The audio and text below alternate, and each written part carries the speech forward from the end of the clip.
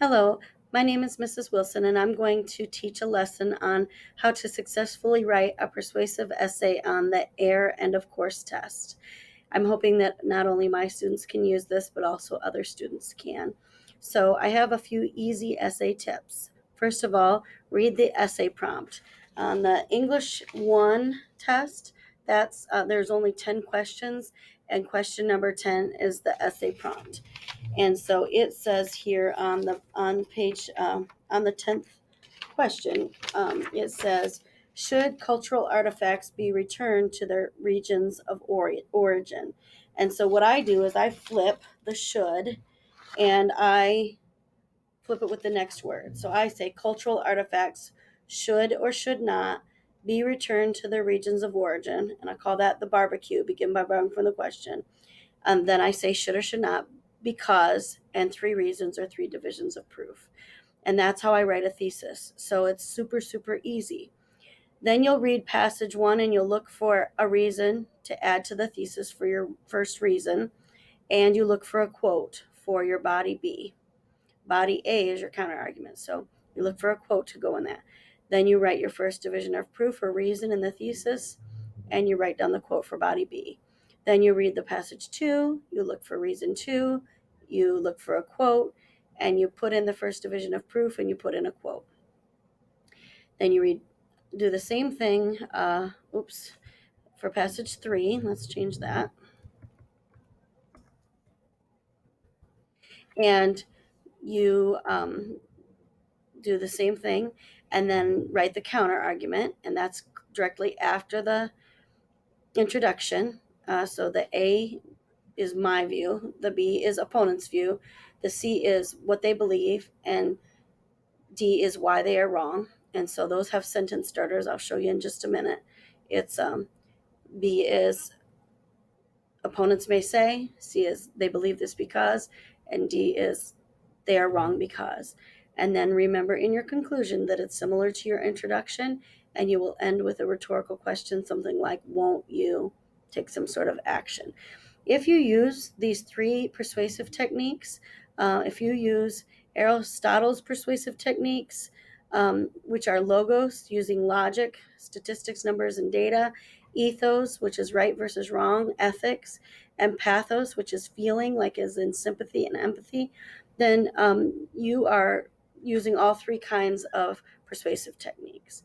So I want to show you how this works. I have my students, whether they're in ACT or end of course, I have them start with CNN reports. So I wouldn't do this for your English teacher if you have a research project, because you have resources you can actually look stuff up. But if you're taking a test and you can't look stuff up, then I would lie. I would say CNN reports and some kind of statistic. So we always start writing with our thesis. And I already mentioned that you take that prompt and you begin by borrowing from the question. Okay, so cultural artifacts should or should not be returned to the regions of origin because, and then you're going to look for one reason in passage 1. So when we read passage 1, and we don't care on this test if we say the author's name, the title.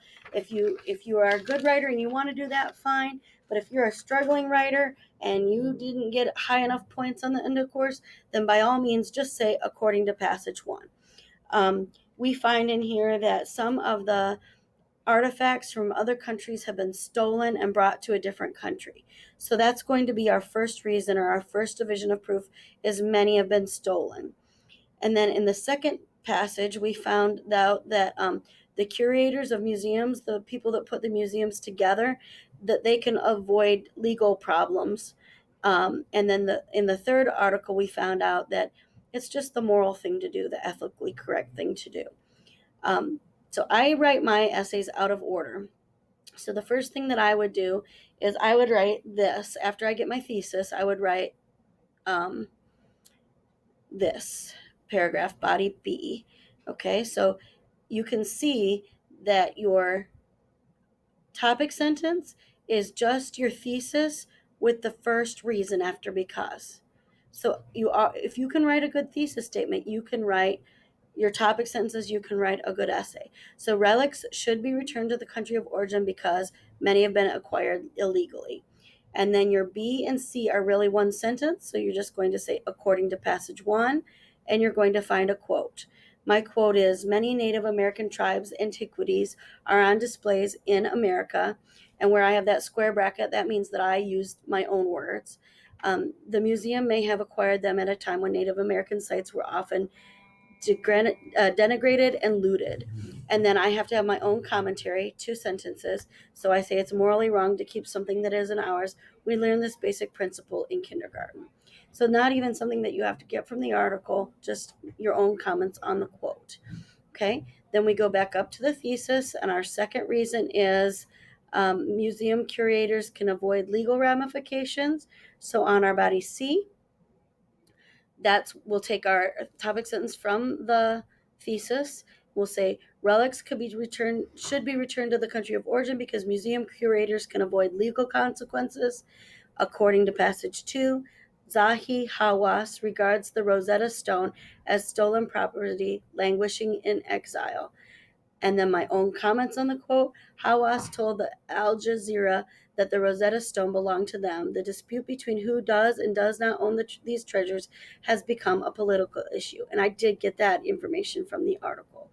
And that article, passage 2, helped with me writing my counter argument as well, because it was mostly on the other side of the issue. Body D, we're going to look at our thesis statement. And our thesis statement, our third reason is it's the ethically correct thing to do, so it's morally right. So we go back to D, cultural artifacts should be returned to their region of origin because it is to do so is morally right. According to passage 3, most Western museums now acknowledge a strong ethical case for returning objects, especially if they have been found to have left their countries of origin under dubious circumstances or negative or wrong circumstances. And then my own commentary, two sentences. It is difficult to understand how people could see this any other way. It is sad when politics gets in the way of people's morals. And if you have trouble remembering what commentary is, think about a sports commentator. So, and it's a touchdown. Winton Woods wins and is going to state. That's a commentary. So your comments are just your commentary is your comments on the quote. Okay. Now we've got to go up and write our counter argument, which is our first body paragraph after the introduction. And these have sentence starters. So the sentence starters are in blue. So again, my A right here needs to agree with my thesis. Antiques belong in their original country. You can always write this for B. Opponents may disagree. And then C always starts with they believe this because, and you can get that from an article. So they believe this because sometimes relics are found by archaeologists outside of their native country. And then D can always start with they are wrong because. They are wrong because returning the antiquities is the right thing to do. Okay, now I'm going to finish my introduction. CNN reports that 30% of all the world's museums house stolen property. It makes one think that we have a moral dilemma on our hands. Cultural artifacts should be returned to their regions of origin because many have been stolen. Museum curators can avoid legal ramifications, and it's the ethically correct thing to do. Your introduction and your conclusion look almost exactly alike. So, since 30% of all the world's museums host stolen property, we must take action. And that is referred to the lead. Restate the thesis is it is clear that cultural artifacts should be returned to their regions of origin. And your challenge to the reader is won't you use your influence to do the right thing?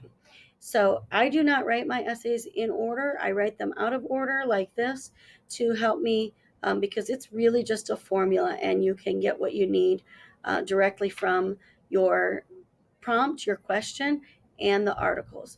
I hope this has helped. I'm in room 211 if you need further clarification. Have a great day.